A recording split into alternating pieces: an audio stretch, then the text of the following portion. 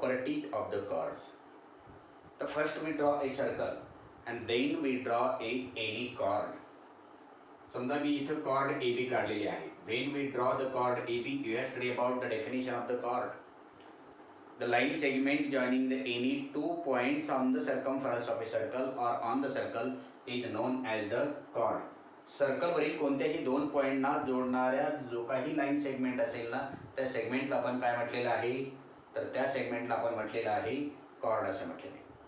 मग मला काय करायचं या ठिकाणी की कॉर्डवर परपेंडिक्युलर टाकायचं आहे. मग नेमकं परपेंडिक्युलर कुठून टाकायचं आहे, कॉर्डवर परपेंडिक्युलर टाकायचं आहे सेंटरमधून. मग सेंटरमधून मी जर कॉर्डवर असा परपेंडिक्युलर टाकला आणि तो परपेंडिक्युलर या कॉर्डला एम पॉईंटमध्ये जर इंटरसेक्ट करत असेल तर नेमकं ए एम आणि बी एमचं रिलेशन काय आहे, की ज्या पॉईंटमध्ये कॉर्डला त्या परपेंडिक्युलरने इंटरसेक्ट केलेला आहे तो पॉईंट कॉर्डला डिव्हायडेशन केल्यामुळे A M is equal to B M हे रिलेशन कसं आलं, की नेमकी याची लेंथ आणि याची लेंथ जर मोजली तर ती इक्वल येते. आणि मग या बेसवर आपला थेरम दिलेला आहे की लाईन सेगमेंट जो किंवा the perpendicular drawn from the centre of circle to the chord किंवा perpendicular drawn from the centre of circle, हा परपेंडिक्युलर कुठून काढला आहे, सेंटर ऑफ सर्कलमधून. कशावर काढलेला आहे, तर या कॉर्ड ए बीवर काढलेला आहे. आणि याच्याशी रिलेटेड आपल्याला तो थेरम पाहायचा आहे. तर थेरम काय दिलेला आहे, perpendicular drawn from the centre of circle. इथे दिलेलं आहे perpendicular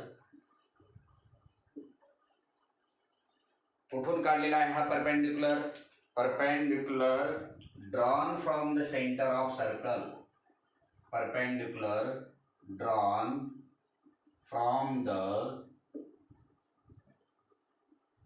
centre of a circle किंवा perpendicular drawn from the centre of circle on the chord किंवा to the chord bisect the chord, bisect the chord. जो centre of circle मधून काढलेला perpendicular आहे, कॉर्डवर काढलेला परपेंडिक्युलर आहे ना, तो परपेंडिक्युलर त्या कॉर्डचे दोन इक्वल पार्ट करतो.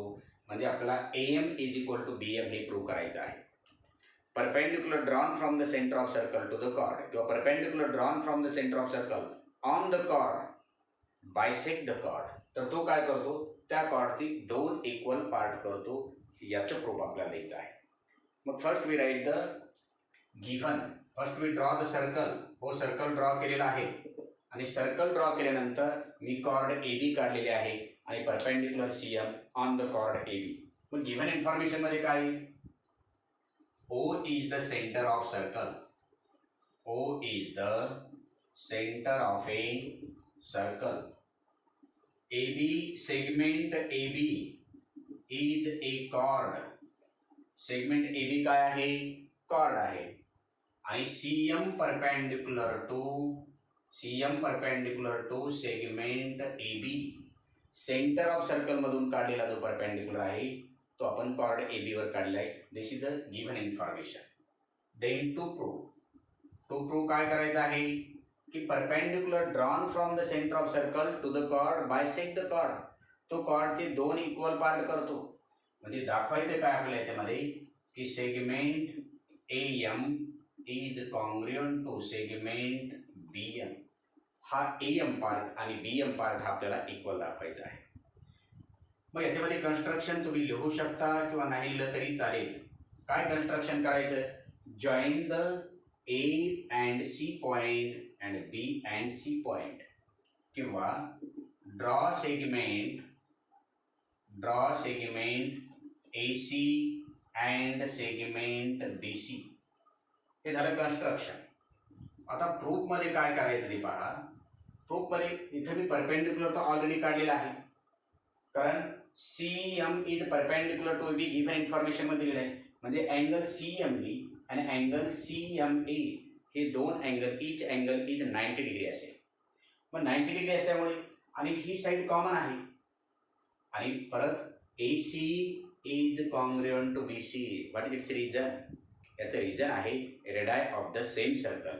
एकाच सर्कलच्या रेडियस इक्वल असतात. मग मला सांगा, हे दिसतानाच आपल्याला दिसतंय की in triangle AMC and triangle BMC, the angle AMC is congruent to angle BMC. Each angle is 90 degree. AC is congruent to BC, radii of the same circle, and side CM is congruent to side CM. याचं reason काय लिहिता येईल? Common side. मग therefore this first triangle and second triangle are congruent to each other by hypotenuse side test. कारण right angle triangle दिलेला आहे याच्यामध्ये, किंवा हीच अँगल 90 डिग्री दिलेला आहे, करस्पॉन्डिंग साइड इक्वल आहे, कॉमन साइड आहे, म्हणून हे दोन ट्रायंगल हायपोटेनस साईडनुसार काय येतील? कॉंग्रुएंट येतील. आणि मग हायपोटेनस साईडनुसार जर कॉंग्रुएंट आले तर ते remaining parts are automatically congruent. मग रिमेनिंग कॉंग्रुएंट पार्ट कोणते येतील? AM is congruent to BM, then angle CAM is congruent to angle CBM. हा येईल, पण आपल्याला याची गरज नाही, दाखवायचे फक्त आपला AM is congruent to BM. आणि म्हणून आपल्याला लिहिता येईल प्रूफमध्ये in triangle AMC and triangle BMC. Triangle AMC म्हणजे हा फर्स्ट ट्रायंगल आणि हा सेकंड ट्रायंगल BMC, या दोन ट्रायंगलमध्ये जे जे पार्ट कॉंग्रुएंट आहे ते ते लिहा. सुरुवातीलाच मी लिहितो की angle AMC is congruent to angle BMC. हा AMC हा अँगल आणि BMC आपण परपेंडिक्युलर ड्रॉन केलेला आहे, म्हणून दोन्हीचाही हा दोन्ही ट्रायंगल मधील हा प्रत्येक अँगल काय 90 डिग्री. इथं रिजन लिहावं लागेल, ईच अँगल इज 90 डिग्री. तुम्ही गिव्हन लिहिलं तरी चालेल. त्याच्यानंतर segment AC is congruent to segment BC. हा सेगमेंट AC आणि सेगमेंट BC कॉंग्रुएंट आहे. याचं रिजन लिहायचं, रेडाय ऑफ सेम सर्कल. एकाच सर्कलच्या रेडियस कॉंग्रुएंट असतात. आणि लास्टला लिहिता येईल आपला की segment CM is congruent to segment CM. या दोन्ही ट्रायंगल मध्ये हा पार्ट कॉमन आहे, आणि म्हणून आपल्याला लिहावं लागेल याचं रिजन कॉमन साइड. या दोन्हीचं रिजन काय लिहावं लागेल? Common side. आणि मग कोणत्याही ट्रायंगल मधील तीन करस्पॉन्डिंग पार्ट जर आपण कॉंग्रुएंट दाखवले तर these two triangles are congruent to each other. Therefore you can say that triangle AMC is congruent to triangle BMC. What is its reason? Its reason is hypotenuse side test. hypotenuse side test नुसार हे दोन triangle काय आले? Congruent आले. आणि मग दोन triangle जर कॉंग्रुएंट आले तर their corresponding parts are also be congruent. Therefore you can say that AM is congruent to BM. याचं रिजन काय लिहिता येईल? CSCT, corresponding part of the congruent side, and hence the proof. म्हणजे perpendicular drawn from the centre of circle to the chord. Centre of circle वरून जर आपण एखाद्या कॉर्डवर perpendicular जर टाकला तर तो परपेंडिक्युलर त्या कॉर्डचे दोन इक्वल पार्ट करतो. हे प्रूफ द्यायचं होतं आपल्याला, हेन्स द प्रूफ. आणि अशा प्रूफचा आपल्याला उपयोग काय होतो? प्रॉब्लेम सॉल्व्ह करण्यासाठी होतो.